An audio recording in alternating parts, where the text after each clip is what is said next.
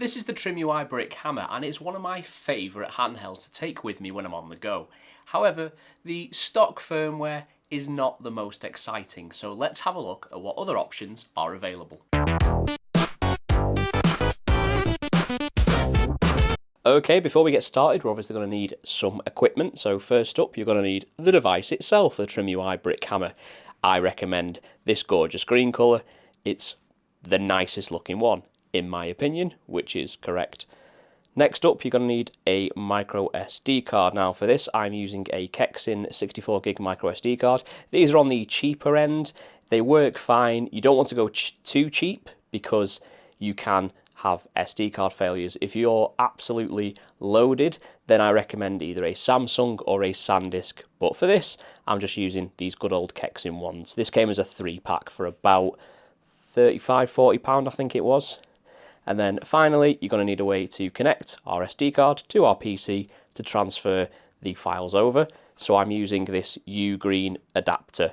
So links to these will be in the description below. So this is the stock firmware and it's not very exciting at all. We've got our favourites menu, we've got a recent apps and games menu, we've got our actual games menu, we've got some apps, we've got a function key setting, that's this little key on the side here, we can toggle up and down.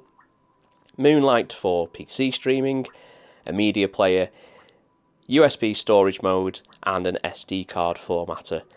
All in all, not a great selection. There's a NetPlay tab here which there doesn't seem to be much information about, so not really sure how that works. And then we have some settings in here, just your standard displays, volumes, Wi-Fi's, that kind of thing. Nothing out of the ordinary.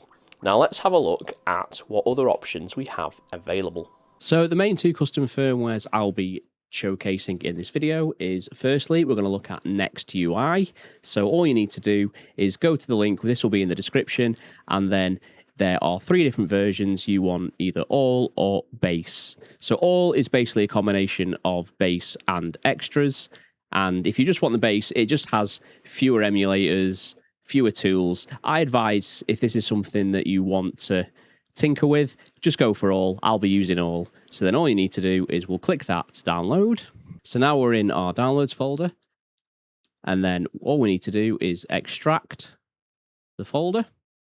So this is our NextUI folder. So all we need to do is copy the entire contents of this folder to our SD card. Now you'll see here this minui.zip.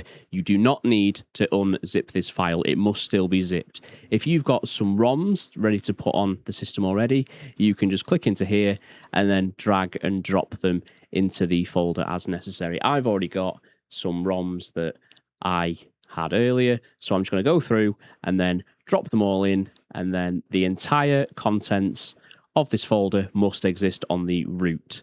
So I'm just going to right click, copy, go over to my NextUI SD card, right click, and then paste. It's as simple as that.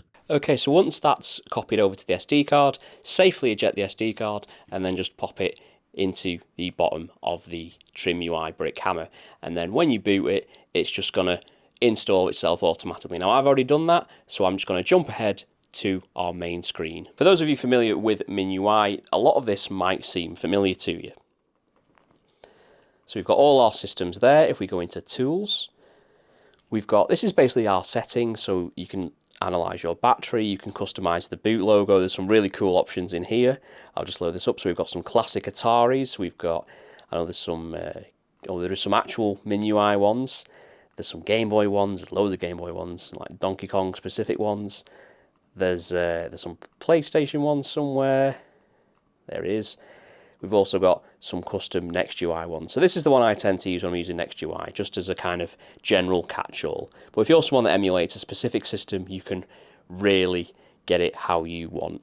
So we also have, there's clock, there's files, there's game tracker for tracking your game times. You can customize your inputs. You can control the LEDs, both on the buttons here and on the little lights just behind the shoulder buttons there. You can't really see them on this camera because of the lights, but also this light at the top. And I do believe inside this LED control, you can, if you use the shoulder buttons at the top, you can see that that's the F1 key. So the function here, you can customize which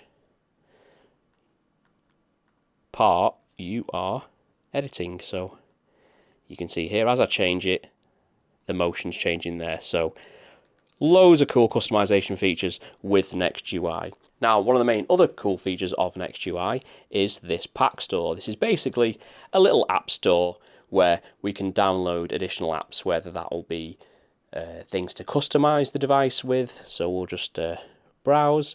So we've got some customization options here. So we've got things like aesthetics, which is like a kind of theme manager. We've got Fauntleroy, where you can add custom fonts. LED, which is like an LED controller, a little bit more advanced than the built-in one. And then we've got all sorts of stuff in here. There's file management, so if you want to use an FTP server, so you can transfer ROMs remotely rather than having to constantly unplug and plug in the SD card, you can do it that way if that's something you're familiar with.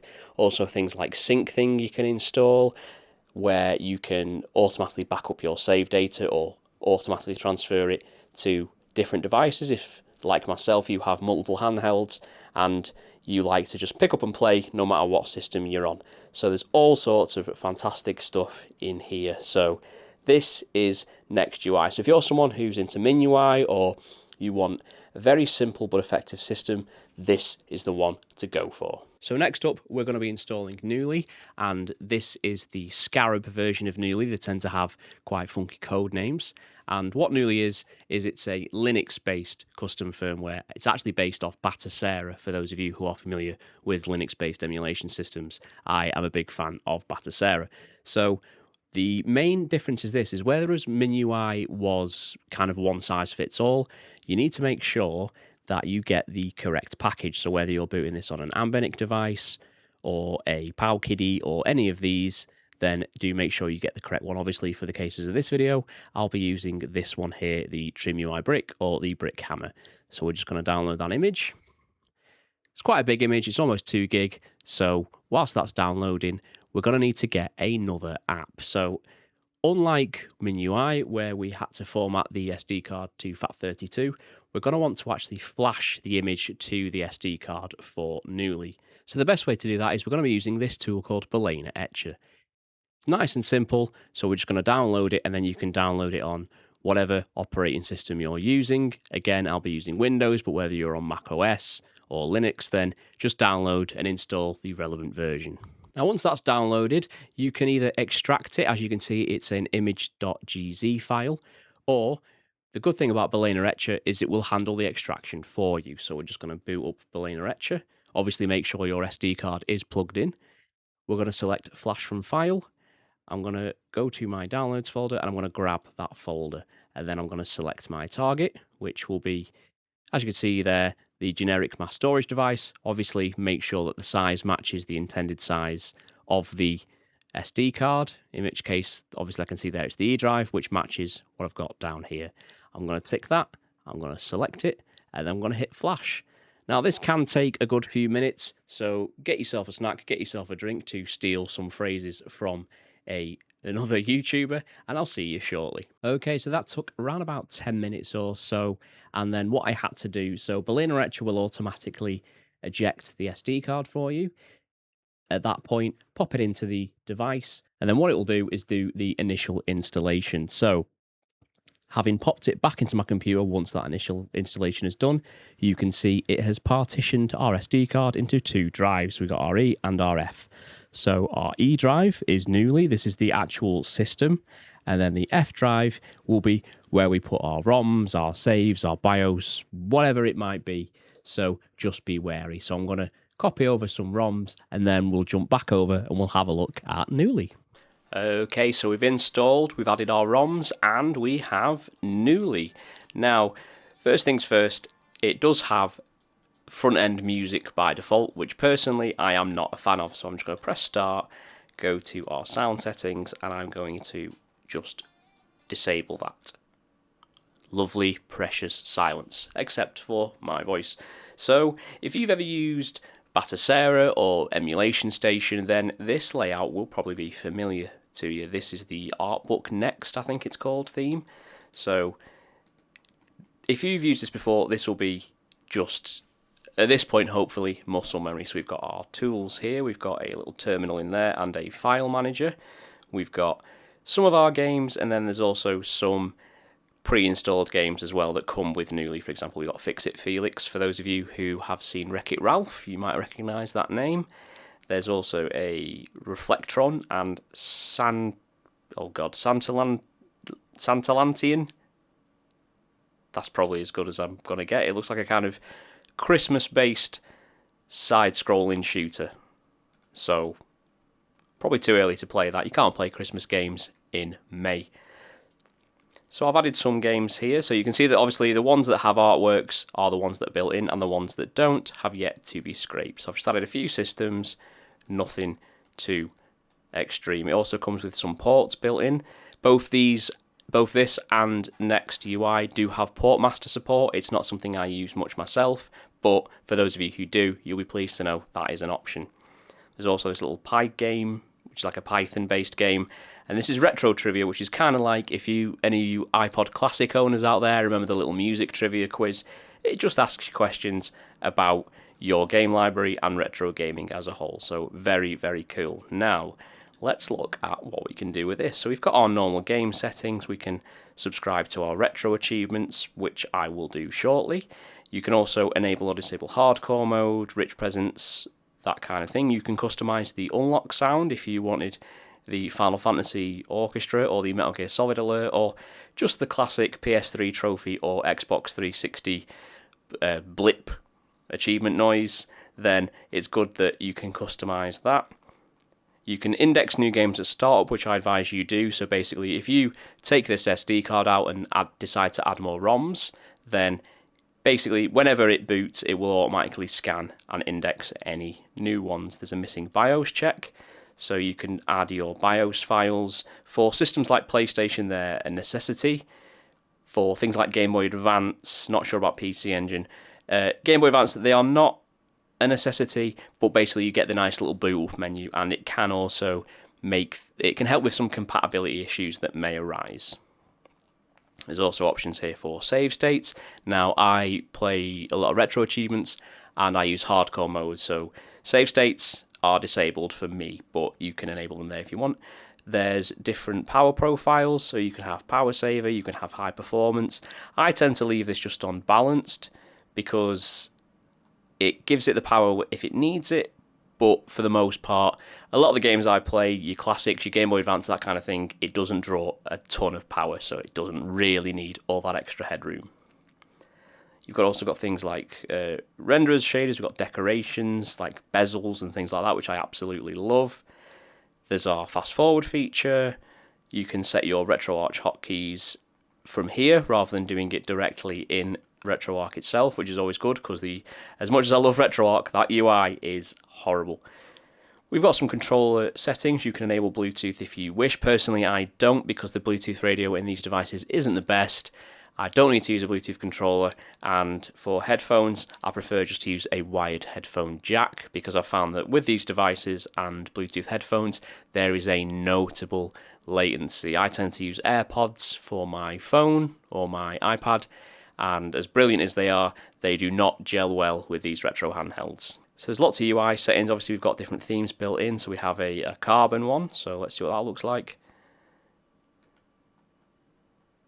So you get a nice little kind of animated carousel here with your systems on, and it's also got I did see a Knulli one there as well. So the specific Knulli one, which puts those systems front and center. You can also customize things like icons. So when you sign into Retro Achievements, and if it has Retro Achievements enabled, the game name will have a little trophy icon next to it, which I think is great. So it also has a built-in scraper. Now, for scraping the artwork in NextUI, you can use one of the third parties. So in Content Downloader, you can find all sorts of extra games and things like that. Themes, obviously your emulation station themes, so if there's a particular one you like the look of. Personally, I think that Artbook Next just looks perfect on this screen. We also have our device settings, so you can customize your battery saving.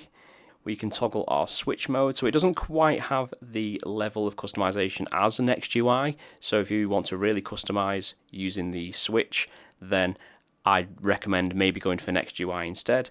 But you can just do mute unmute, RGB on or off, or AirPlay mode on or off. I'm probably just going to leave it on mute, unmute, so when I toggle, it should mute. Obviously nothing's playing. You can install Portmaster just there. You can also enable USB mode, so you can enable that and then plug the device itself into your PC rather than having to remove the SD card. And then finally, in system settings, you can set your region to UK, if you like me. Time zone is not Paris, thank you. I don't even like putting London as a proud northerner. Power saving mode, your screen reader for those who require that. And finally, we have our services option where you can enable or disable just some little extras. So for example, SyncThing, which I swear by. You can disable SSH if you don't want the ability to remote to the device through your command line, or you can enable things like Samba. I haven't tried things like the GPU boost or the web notifier or the RAM swap, so there's a lot of tinkering, particularly for those who a little bit more advanced users than myself. And there we are. That was just a quick look at the two best options for custom firmwares for the TrimUI brick hammer. There is also a couple of other custom firmwares out there for the device. There is StockMix, which is a slightly more advanced version of the stock firmware with a couple of extra bells and whistles.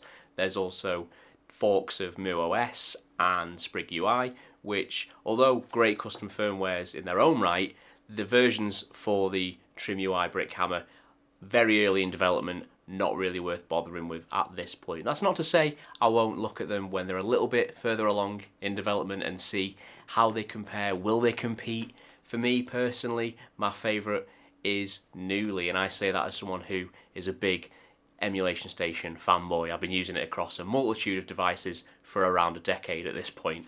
However, NextUI, really, really good, very feature rich, gorgeous look in the minimalism, very customizable. So if that's the one for you, then please let me know in the comments. Let me know which one your favorite was, or let me know if there's one I might have missed or not mentioned. If you like this video, I'd appreciate a like, I'd appreciate a subscribe, tell your friends, and I'll see you next time.